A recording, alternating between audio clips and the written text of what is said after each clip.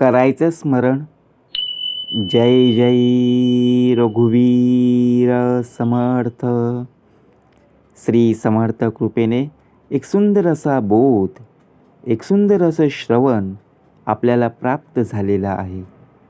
या श्रवणाच्या माध्यमातून उत्तमच सामर्थ्य समर्थांनी प्राप्त करून दिलेलं आहे. प्रत्यक्षपणे भाग कसा दिलेला आहे. समजदार व्यक्तीसोबत जर काही मिनिटं आपण चर्चा केली ना, तर हजारो पुस्तकं वाचण्यापेक्षा श्रेष्ठ असते. परंतु बघा, प्रत्यक्षपणे भाग जो दिलेला आहे, जेव्हा तुमची जवळची व्यक्ती तुमच्यावर रागवायची बंद होते, किंबहुना तुमच्या कुठल्याही कृतीचा परिणाम तिच्यावर होत नाही, तेव्हा समजून जा तुम्ही त्यांच्या आयुष्यातील सर्वात महत्त्वाची जागा गमावली. तसा भाग दिलेला आहे. ठेविले अनंत तैसेची राहावे, चित्ती असू द्यावे समाधान. अहंकारात सर्वात वाईट गोष्ट ही आहे की अहंकार तुम्हाला हे कधीच जाणू देत नाही की तुम्ही चुकीचे आहात. नात्यापेक्षा स्वतःचा मीपणा मोठा असेल तर नाती बनवूच नये. आयुष्यात कधी कधी असं वाटतं, काही माणसं थोडी आधी भेटली असती तर बरं झालं असतं, काही माणसं भेटली नसती तर आणखीन बरं झालं असतं. आपले विचार सगळ्यांनाच पटतील असं नाही ना, म्हणून ते मांडायचे सोडू नका. कारण काही विचार हे दुसऱ्यांना पटलं नाही तरी विचार करायला लावतात, हे मात्र नक्की आहे. चांगले मन व चांगला स्वभाव हे दोन्ही आवश्यक असतात. चांगल्या मनाने नाती जुळतात आणि चांगल्या स्वभावाने नाती आयुष्यभर टिकतात. तुम्हाला तेच मिळणार जे तुम्ही दुसऱ्यांना नक्की देणार. उशीर का होईना, प्रत्येकाला स्वतःच्या कर्माचं फळ मिळतेच. इतरांच्या भल्यासाठी कार्य नेहमी करा, ते तुमच्याकडे अनपेक्षित मार्गाने येऊन जाईल. कर्म हे रबरासारखं असतं, तुम्ही त्याला ताणू शकता आणि जसे ताणाल तसे ते तुमच्याकडे परत येईल. लोक तुमच्याशी कसे वागतात हे त्यांचं कर्म आहे व त्यावर तुम्ही कसा प्रतिसाद देता हे तुमचे कर्म आहे. जेव्हा तुमची चुकी नसतानाही तुमच्यावर अन्याय होत असेल तर समजून जा की अन्याय करणाऱ्याचे चांगले दिवस काही वेळापुरतेच मर्यादित आहेत. शब्दांवर विश्वास ठेवू नका. काही लोकांच्या ओठावर साखर असते, परंतु हृदयात विष असते.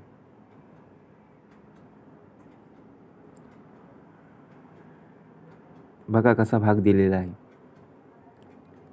जीवनात यशस्वी होण्यासाठी दोन व्यक्तींचा खूप मोठा सहभाग असतो. एक म्हणजे निंदक आणि दुसरा म्हणजे स्पर्धक.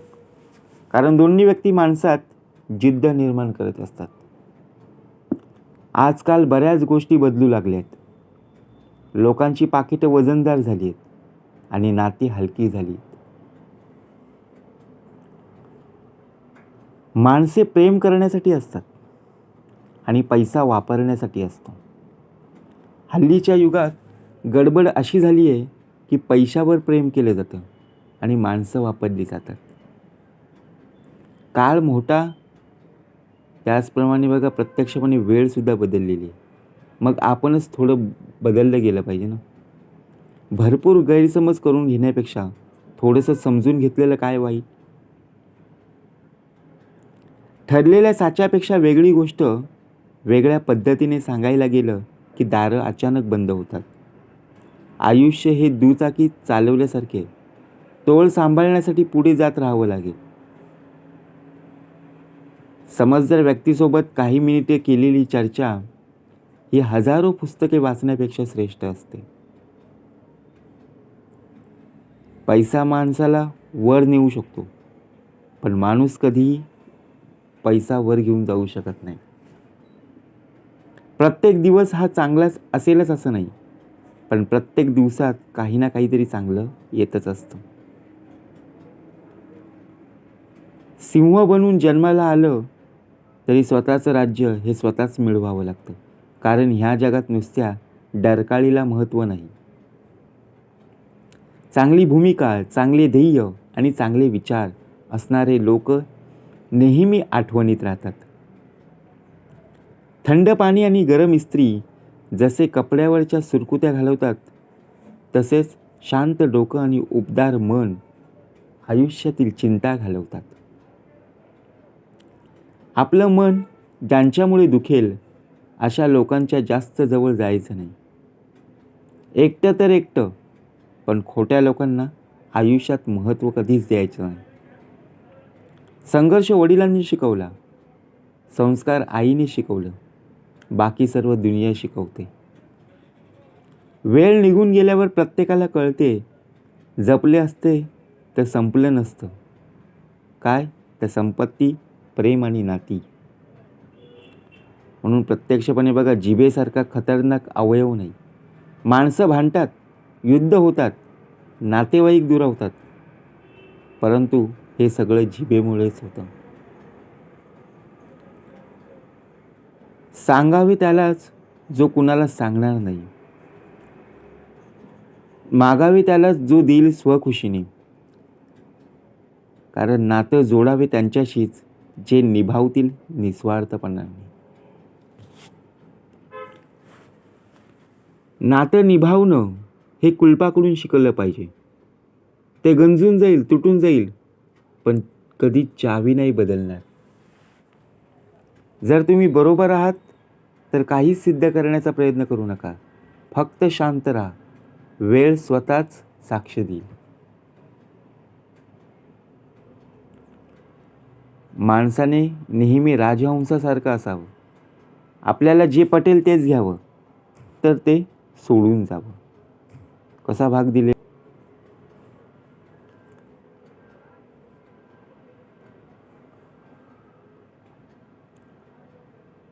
बघा, ज्या स्त्रीला घरातील आर्थिक परिस्थितीची चांगल्या प्रकारे जाण असते, तिच्या संसाराला कधीच काही कमी पडत नाही.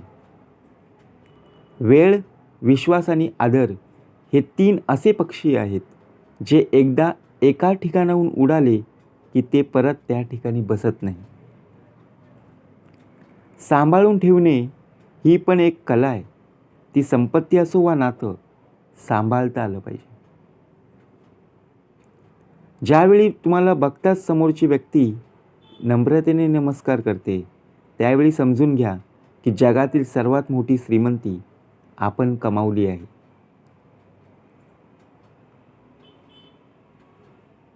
ज्याप्रमाणे दुःख देऊन आनंद व्यक्त करणे म्हणजे जीवन, कष्ट करून फळ मिळवणे म्हणजे व्यवहार, स्वतः जगून दुसऱ्यांना जगू देणे म्हणजे सहानुभूती, आणि माणुसकी शिकून माणसासारखं वागणं म्हणजे अनुभूती. आयुष्यात आपण किती खरे आणि किती खोटे हे फक्त 2च व्यक्तींना माहीत असते, परमात्मा आणि आपला अंतरात्मा.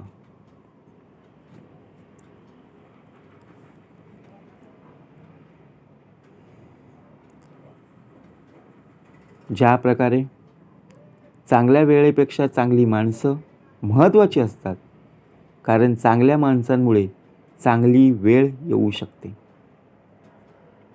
कधीकधी काही गोष्टी कळायला खूप उशीर होतो आणि त्यावेळेस त्या कळूनही काही उपयोग नसतो.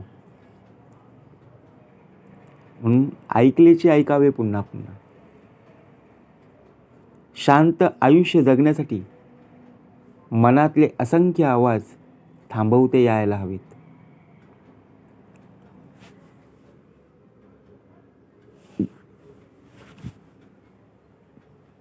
संयमाचे प्रशिक्षण घेतले की बरीच युद्ध शांतपणे जिंकता येतात.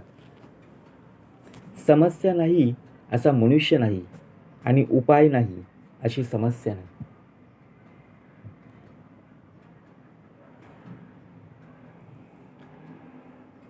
प्रत्यक्षपणे वेळेला महत्त्व दिलं पाहिजे.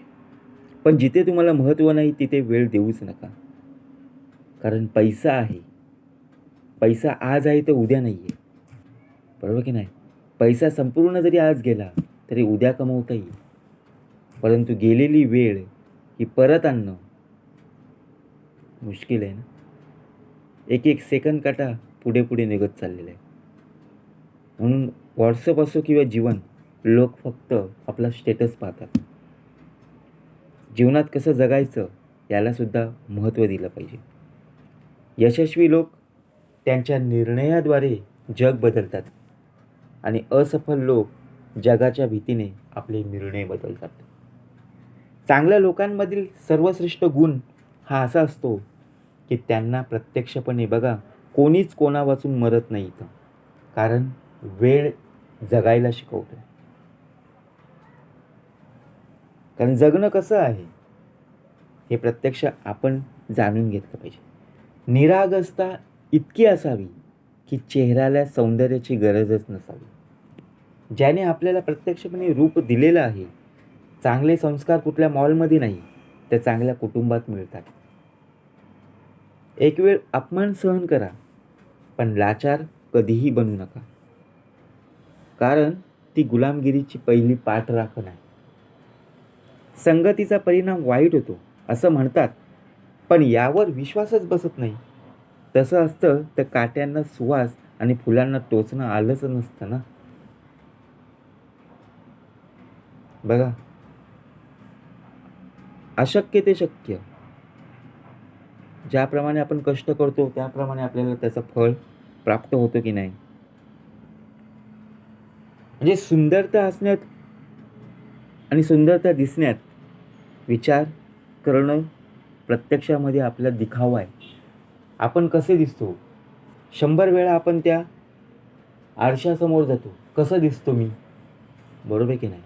परंतु आपला स्वभाव कसा आहे, आपण आज किती लोकांना फसवलेलं आहे हे प्रत्यक्ष जाणून घेतलं पाहिजे. म्हणून समर्थ म्हणाले आपल्यामध्ये सुद्धा बदल व्हायला हवा. सत्कर्मयोगी वय घालवावे, सर्वांमुखी मंगल बोलवावे. आपल्याला बोलायचं कसं आहे, ज्याप्रमाणे आपल्याला बोलायचं आहे ते बोलणं, इतरांशी बोलत असताना आपण कसे बोलतो याचं भान ठेवता आलं पाहिजे. आधी विचार करूनच मग बोललं पाहिजे. बोलल्यावर विचार करत बसायला बघा प्रत्यक्षपणे वादच होणार. म्हणून सत्कर्मयोगी वय घालवावे, सर्वांमुखी मंगल बोलवावे. जय जय रघुवीर समर्थ.